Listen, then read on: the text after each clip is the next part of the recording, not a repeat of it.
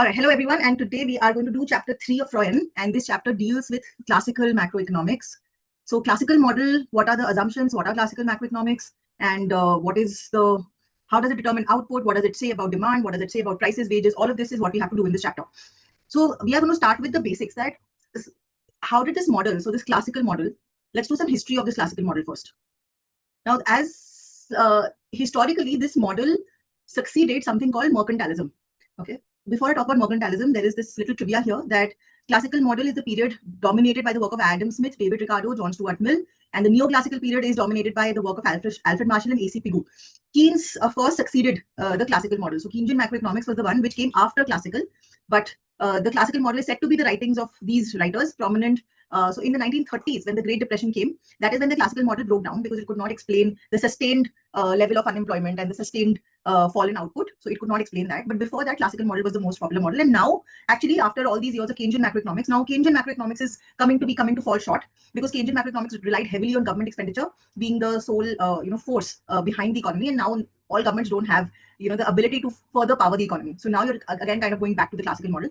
So there is a resurgence of the classical model right now. So let's go in detail about the classical model. And so like I said, classical model was the one which succeeded mercantilism. So what is mercantilism? Mercantilism was a model which was associated with the rise of this colonization. So classical model believed that one of the most important things for an economy is bullionism. Bullionism, which means that the wealth and power of a nation were determined by its amount of precious metals. That is why the word bullion, which is gold. Gold bars are called bullions. So the wealth and power of a nation is dependent on its stock of precious metals, and state government intervention is needed to properly develop the capitalist system. So these two led to many results. Now the fact that nation states, as they were called, tried to hoard precious metal. So there was this hoard of trying to, earn as much as precious metal as possible through any means and government-aided means, because that is the second thing, that government must act. So the development of colonies was a direct result of this. So in colonization, one of the biggest features of colonization was that there was a colony which the colonizer tried to completely strip the colonized economy of its resources, take away their surplus, take away their wealth, and whatever happens to the colony, that is not your concern. All you want to do is you want to maximize surplus for yourself. So that is all a result of bullionism and state action to support bullionism. Okay, so India was colonized by Britain, and as a result, a lot of wealth was transferred to Britain, which was used to push the industrial revolution in Britain. So we were a part of how Britain became very wealthy and very advanced at that time. So that is what mercantilism do. That is what mercantilism did. Now, when classical system came, it tried to go to the opposite way of what mercantilism said. So since mercantilism said that the wealth and power of a nation depends on the amount of precious metals that it has, classical economists said that no, it is actually your production capacity which determines the wealth and power of a nation. And that is why capitalism is a very, very staunchly supply-sided model. Okay, because they wanted to emphasize on self-reliance on your innovation and improvements in production capacity within your economy, instead of trying to take away the wealth of a colonizer or trying to go to another country and kind of take something from there. So colonization was not supported, and it was developing your own production capacity, developing your own capacity to produce, to consume, to innovate within the economy. That was what classical system said. And again, the opposite of colonization was that state support is not needed. We don't need state support. So they wanted to go again the opposite, no state support needed. So in saying no state support needed, they developed a model of how the economy functions. So the model that they took was that there is laissez-faire. Laissez-faire means that when every person does the best for himself, the economy does the best for everyone. So if you and I do the best for our own selves, by default, everything is happening as the best possible manner. The second was Adam Smith's concept of invisible hand. Invisible hand was that there is an invisible hand which is bringing everything together, and that mechanism is prices. So prices is able to bring demand is equal to supply. Okay, so you don't have to work to get demand is equal to supply. As long as prices and wages are fully flexible, demand will also always be equal to supply. So there is no need for government intervention. Okay, so all you need is that prices and wages should be fully flexible. Then demand will always be equal to supply. Everybody will be producing at their optimum capacity, and there is and because of the invisible hand, everything would be at the optimum. Consumption will be maximized, production would be maximized, and economy will function with minimum government intervention. So the opposite of mercantilism. All right, that's where the basis of classical system comes into place. So the important features are free markets, no government intervention, flexible wages and prices. Now, again, for the role of money, bullionism was big on the role of money, right? You wanted to hoard money, you wanted to hoard assets. That was what bullionism was all about. So again, to go to the opposite end, classical said that actually money is not important at all. How much money you have is not important at all, because money, according to the QTM, they developed the quantity theory of money, which we would have done in money chapter. Quantity theory of money says that money can only impact prices. Money does not impact the real variables. So classical system did not want to give a very important role of money. because they knew that giving this money an important role, even in the short run, led to colonization and led to what is happening. So they said that money cannot impact the real world at all. The real world is your production capacity, how much you can produce, and money does not determine that. That is determined by supply side factors. That is determined by, so the real economy is only determined by supply side factors. It is not determined by demand side factors at all.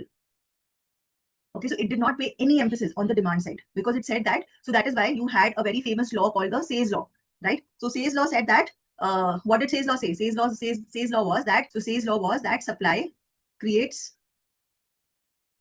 its own demand. So what does this mean? Supply creates its own demand. It means that if somebody is producing something, then he's generating enough money to buy something. So if you have supply, then you have demand. Okay, so it did not really take into account things like saving or spending on imports. So that supply is constrained. The supply does not really translate into demand. It did not take into account all of that. It just said that supply can create its own demand, because if you're producing, you have enough money to be able to buy something else. So that is why Say's law says supply creates its own demand. So demand was de-emphasized, and it was supply, or the real side only, which was important. That as long as your real economy is good, the demand will be there. Everything will be there as long as prices are flexible. If demand is low, prices will fall and demand will increase. So as long as prices and wages are flexible, demand is not going to be a problem. Okay, so only the real economy matters. Output, employment, only that matters. Money does not matter. Money cannot impact. So money cannot impact the real variables. It cannot impact the real economy. It can only impact prices through the theory of QTM. And also money can only act as a means of exchange. So Keynes challenged it and said that no, money is a means of exchange and it is a store of value. But so the classical economists, because of the QTM, said that money can only act as a means of exchange. You only need money because you want to buy something. Money is not important otherwise. Okay, so it is, a lot of these functions come from the fact that you wanted to be opposite to Booleanism. Okay, so Booleanism said money is important, they said money is not important. Okay, so these are the features of classical economics. And how did they define the economy? How did they define demand, output, employment? That is what the scope of this chapter is, and that is what we will do by the next chapter. Okay, so this is what we have discussed till now. And so now we will go on to what is the nitty-gritty. So if they have all these assumptions, then how did they see the economy working? So for them, the most important part was the real world, right? The real analysis, the real factors of production. That was the most important thing. Money was secondary, demand was secondary. So if money and demand are secondary, then in the real world, what matters is the production function. Okay. Now they assumed a very simple production function, which is called the neoclassical production function. Output is a function of capital and labor, right? N stands for labor, K stands for output. So output is a function of capital and labor. Capital is fixed. Okay, fixed in the short run. Capital is fixed, cannot be increased in the short run. Capital is fixed. That means output is just a function of labor in the short run, right? Output is just a function of labor. So that means whatever happens to labor will happen to output. So then what is the, if output, so if capital is constant, if I remove this, then output is just a function of labor. Okay, so N stands for labor. Output is just a function of labor. And if output is just a function of labor, that means whatever happens to the labor market, that will happen to the output market. The labor market will translate to the output market, right? So then what we need to study is the labor market. How does the labor market operate? From where do you get demand for labor? From where do you get supply for labor?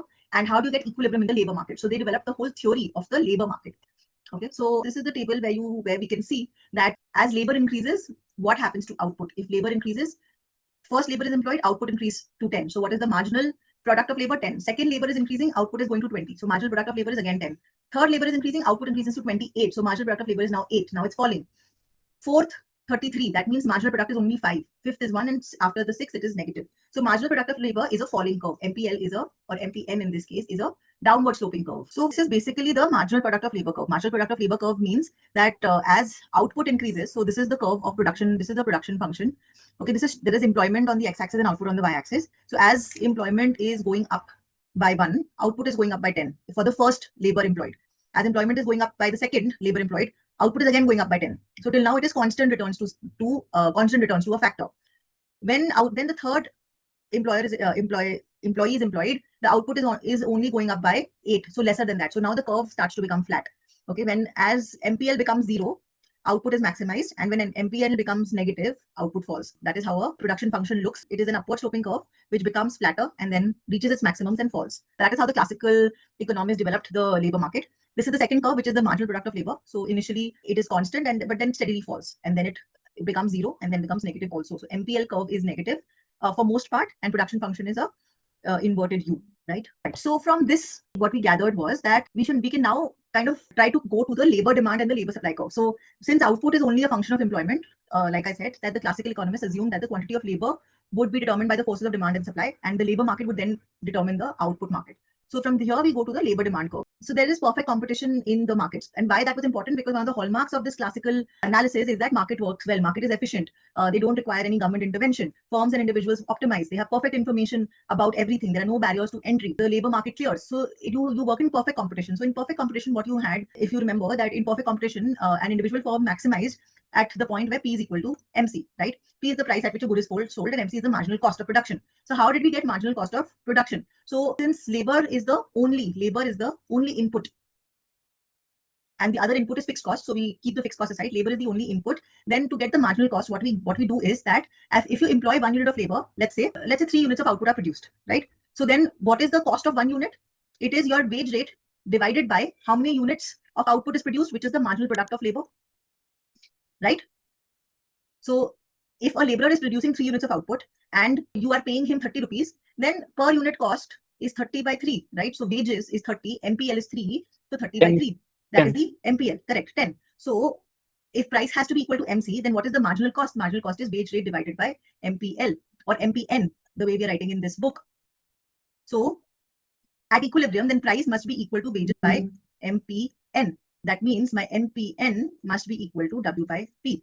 Okay, so that is one way of looking at it from the perspective of perfect competition. Your MPN or the marginal product of labor must be equal to the real wage rate. Some very nice kind intuition behind it. So WPN is equal to W by P. P into M, WPN is equal to W. So what is P? P is the price. So P is the price. MPN is the marginal product of labor. So P into N is the revenue generated by one worker, by one additional worker. Right? Because MPN is the amount of output he can produce and P is the price at which that output is sold. So P into MPN is his contribution to the production function. W is his wage. So as long as so you will employ workers as long as their contribution to output is equal to their contribution to revenue is equal to the wages that they are paid. Right? So it's a very simple metric based on efficiency, based on perfect competition. This is the point of zero profit. Before that, there is profit. At this point, there's zero profit. And at this point, you stop employing workers. This is how many workers you will employ. So you will employ workers till as long as MPN is equal to W by P. So this is how the labor, this is where the demand for labor comes by. Okay, this is what we did till now. And this is where the demand for labor comes by. So you can also derive this from profit maximization. If you set up a profit function, which is price into output minus cost, okay, and you differentiate this with respect to employment, you get P into del Q by del N minus W is equal to 0. So you get P into MPN is equal to W. That's the equilibrium, exactly what we got till now. So from profit maximization, from the condition of perfect competition, everywhere we get this as the condition for labor demand curve. This is called the labor demand curve. And if you draw this labor demand curve, it will be a downward sloping line.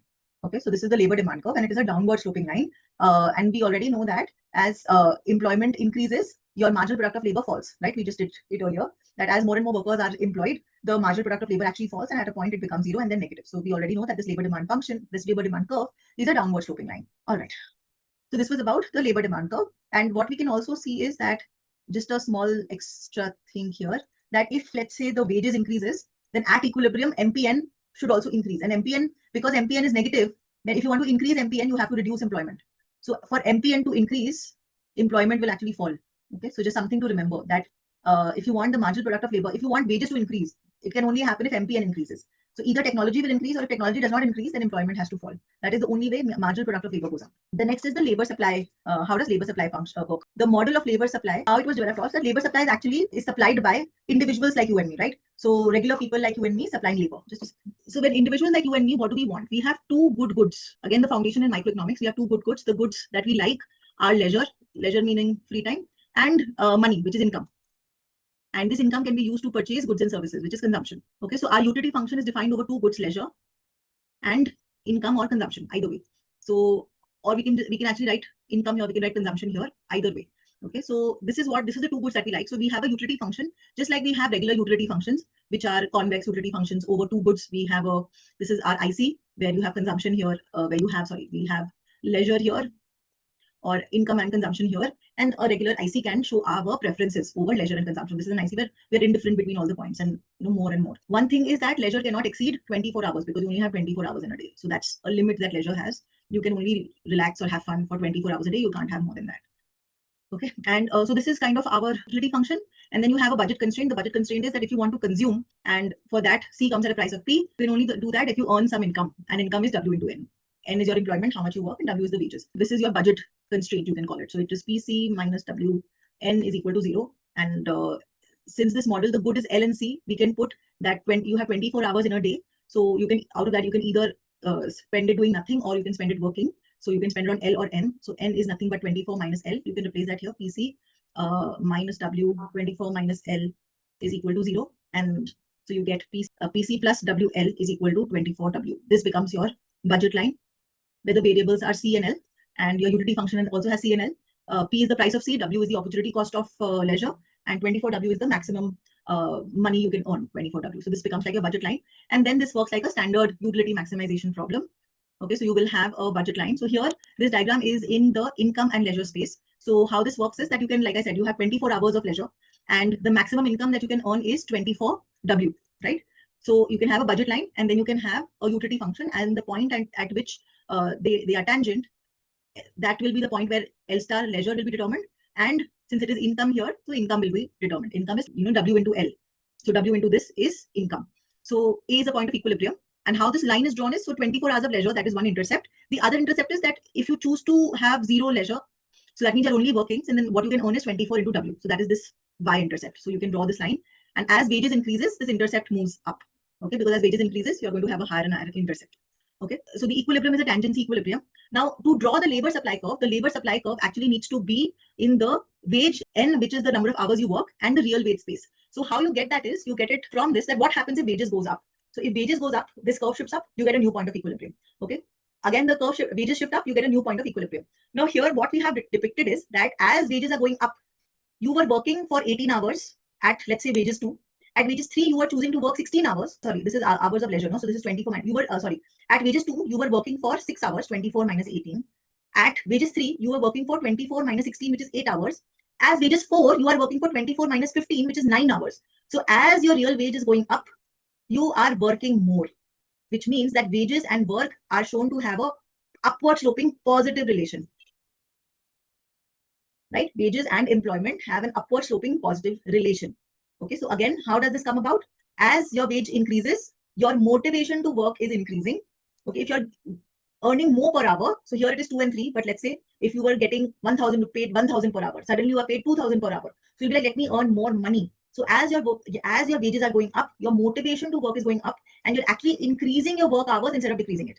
Okay, so this is where your labor supply curve is upward sloping. So labor supply curve, which is how much do you work, is a function of your real wage. And as this is from the supply side, as real wage is going up, your labor supply is increasing, upward sloping. So now this relation obviously has certain assumptions that are there. So first assumption, how are we assuming that as real wages are going up, we are working more? Okay, how are we assuming that? We are assuming that because, okay, both are possible, that when wages increases, you can actually work more or you can work less. All right. So when does any of them happen? Now, when your wages increases, so again, to go back to micro, when your income increased, there were two effects. There was the substitution effect and there was the income effect. Right? When income increases, there are two effects, substitution effect and income effect. Substitution effect means that income effect is only for this. Substitution effect is separate. Substitution effect was that as the price of one good increased, you substituted the more expensive good with the cheaper good. That was the substitution effect. The income effect was that as price kind of changed, let's say price increased, then income will fall down. And if price increases, then real income falls and the quantity of both good consumed falls. So that was the income effect. Now here what happens is that as wages increase, it's like your income going up. Okay, if income goes up, then there are two effects. One is the income effect. So as income goes up, we can write here. Sorry, there are two effects. Let me first put substitution effect and income effect. So what is the substitution effect? As your wage rate increases, what you earn per hour is going up. And what you earn per hour is going up. Then you want to substitute leisure for labor, because what you're earning per hour is going up. So you want to earn more. Okay, so your motivation to earning is more. That is when you substitute labor for income. The second is when your wages is too high. So for example, you start earning 50,000 rupees an hour. If you start earning 50,000 rupees an hour, then what you say is that actually I don't want to work so much. I only want to work, let's say 10 hours in a month, and I will earn 5 lakh rupees and it's enough for me. So that time your income effect is over substitution effect. And as your wages keeps going up, you will substitute labor for leisure. That then your labor will go down. In this case, your labor will go up. So everything depends on how large your wages is. If your wages are very low, so for example, for you, if your wages are only 100 rupees per hour, you don't have very good motivation to work. As it goes to 200, 300, 400, 500, 600, 700, 1000, 2000, 3000, your motivation to work increases. Your number of hours that you work goes up. But as your wages per hour keeps going up from 5,000, 10,000, 15,000, 20,000, 25,000, then your motivation to work comes down, and then you don't want to work so much, and you only want to increase your leisure that time. So which effect dominates? Either could dominate. So what we say is that when wages are lower, when what we are talking about, when real wages are lower, it's the substitution effect which dominates. When substitution effect dominates, then you will start working more as wages increases. When the income effect dominates, you will start working less. So that is why actually the labor supply, here we've drawn an upward sloping labor supply. The labor supply curve can actually be backward bending. Okay, so your labor supply curve can actually be backward bending. Okay, so this is N and this is W by P. Okay, so as your wages are low, but when it increases, it goes up. But if your wages keep on increasing, then there comes a point at which you don't want to work so much and you start reducing your number of hours worked. Okay, so your labor supply curve is actually backward bending, but what we are considering is only the upward sloping part. Okay, so for us, as wages will go up, so for us, what is the final conclusion for us? As wages will go up, your motivation to work will go up, and you will increase your number of hours worked. Okay, so that is why we are going to consider an upward sloping labor supply curve and a downward sloping MPL curve, which is your labor demand curve. Okay, so equilibrium. Let's come to equilibrium. Equilibrium is here, where your labor demand curve, your labor supply curve intersect, and when they intersect, we get a real wage equilibrium and an employment equilibrium. This wage and employment equilibrium we can put in the production function. So let's say this is your equilibrium labor. You put it in the production function. In the production function, you have labor here and you have output here. So you put, if this is your equilibrium labor, you put it here, and this is your output, and this is how much will be produced in the economy. So fully supply-sided. This is a fully supply-sided formula, and this is how output is determined in the classical model through the labor demand, labor supply diagram. So again, to repeat, labor demand, labor supply diagram, labor demand downward sloping, labor supply upward sloping, equilibrium at the real wage rate, equilibrium gives us employment. This employment we put in the production function and we get the equilibrium output. Okay, so this is the equilibrium output. This is how the output is determined in the labor market. And from this, now we want to determine the labor supply curve. Okay, not the labor supply curve, sorry, the aggregate supply curve. So what is the aggregate supply curve? The aggregate supply curve is a curve in the price and output space. Why the price and the output space? So if price increases, what happens to output? The aggregate demand and the aggregate supply curves are ultimately in the price and the output space. That's our final model. Okay, how when price changes, how does output change? So now we want to take out the aggregate, the classical aggregate supply curve. As price increases, what happens to output? So for that, we are going to go to the labor market, because whatever happens to labor, that will happen to output. So let's go to the labor market. So this labor market we are going to show two diagrams. One is the labor market in the real wage space, and the other is the labor market in the nominal wage space. Okay, so let's see what happens in the nominal wage space. Okay, so there's just nominal wage here and there is employment here. In the real wage space, there is real wage here and employment here. Okay, in both the cases, there is a downward sloping labor demand curve and upward sloping labor supply curve. Downward sloping labor demand curve, upward sloping labor supply curve. We can label these curves as labor demand and labor supply. Labor demand is also a function of the real wage, and labor supply is also a function of real wage. Okay, real wage, real wage. Okay, this is the initial equilibrium, W naught by P naught, initial equilibrium W naught, initial equilibrium N naught, initial equilibrium N naught. Okay, and now we want to derive the classical aggregate supply curve, which is in the P and the Y space. So P is here and Y is here, and we want to see that, let's say initially you are at this point, so there's some P naught initially which is there, and this gives rise to some N naught gives us some Y naught. Now let's say output increases to, price increases to P1. What will happen? That's what we want to know, and that's what the labor market will tell us. Now, if price increases to P1, then if price increases, let's say, then my real wage will fall. If my real wage falls, then my labor demand curve will go up. Okay, because my real wage is lower, right? So I can employ more workers. So that my MPL will now be lower, and then it will finally be equal to, so my MPN is equal to W by P. So if P increases, decreases, this thing will rise. So if P increases, price will increase. If price will increase, this whole thing will fall. So MPL will fall when employment increases. So labor demand will increase. But when real wages are falling, if price increases, real wages will fall, then my labor supply will reduce. Why? Because at lower wages, you work less. It's an upward sloping labor supply curve. If you pay more, work more, pay less, work less. So what happens is that in the classical model, wages and prices are perfectly flexible. If P increases, W increases automatically. When price increases, what happens is that labor demand will go up, labor supply will push back, and you will be at the same level of employment but at a higher wage. And why will wage increase? Because price has increased. If price is increased by 10%, wages will also increase by 10%, such that my real wages will remain the same. So real wages will remain the same. Real wages will remain the same. There will be no change in the real wage output space. You will be at the same real wage, but the nominal wage will be higher and the price will also be higher. So W1 has gone up, P1 also has gone up, but the real wage is the same. So nothing happens in the real wage space. The real wage is the same. Though W1 is increased, P has increased. But when we plot it in the nominal wage space, we can see that labor demand curve has increased, labor supply has gone back, which means that the real wage has, the nominal wage has increased by the same magnitude as increase in real wages. So that leads to the same level of employment. So even if prices increase, employment is the same. If employment is the same, then output is the same, which gives me a vertical aggregate supply curve. Okay, so this gives me a vertical aggregate supply curve. So even if prices increase, output remains the same. If prices decrease, wages are going to decrease, real wages are going to remain the same, and employment will remain the same. So that is the main core tenet of the classical model, that prices can go up or down, wages will adjust accordingly, keeping employment as fixed in the labor market. And if employment is fixed, then output will also be fixed. So the aggregate supply curve, that is why in the classical model, comes out to be a vertical line. Okay, and that is one of the main factors of the classical model. So in this chapter, of Freud chapter 3, we derive the classical aggregate supply curve. In the next class, we're going to talk about the classical aggregate demand curve. So we'll do that in the next video. So here we've just derived the classical aggregate supply curve, which is vertical, and this is the end of Freud chapter 3. So we'll finish the rest in the next video. Please keep watching. Please subscribe to EduSure, and we'll give you all your videos which are important for your exams. So like I said, today we finished Freud chapter 3, and next class we'll do Freud chapter 4, which will be about deriving the aggregate demand curve in the classical model. Thank you very much, and keep watching.